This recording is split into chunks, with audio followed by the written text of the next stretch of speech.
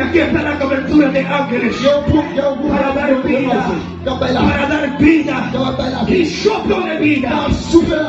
En el nombre de Jesús, la gloria de Dios es mayor. El camino de Jesús es mayor que el camino de las tinieblas.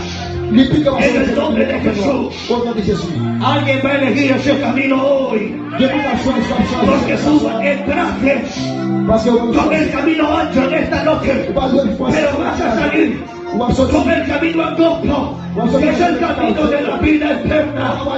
En el nombre de Jesús, hay alguien que está aquí que le pueda dar gloria a Dios y pueda hacer palmas al Rey de Reyes y Señor de señores.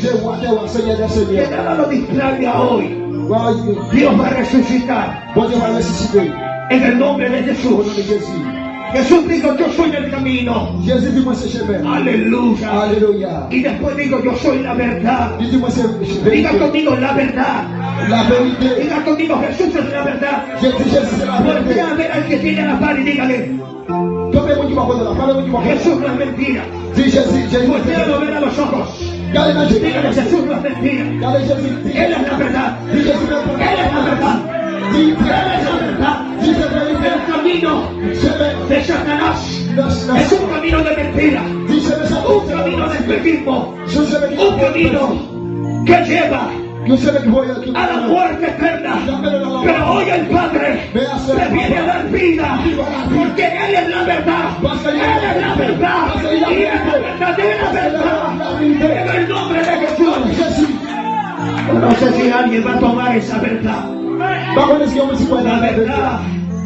Lo que está muerto, Él dice que lo resucita. ¿Cuántos creen a esta verdad? ¿Cuántos creen a esta verdad? Dígale al que está a la par y sacúdalo. Sacúdalo.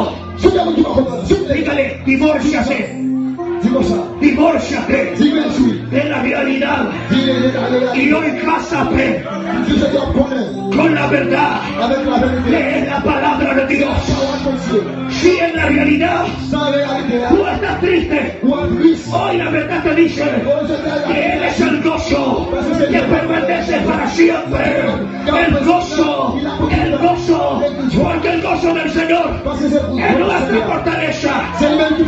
Si en la realidad alguien te ha dicho, Satanás te dice que no puedes servir a Cristo, hoy la verdad te dice, el Padre Celestial te dice, la verdad que es la palabra, que todo lo puedes en Cristo.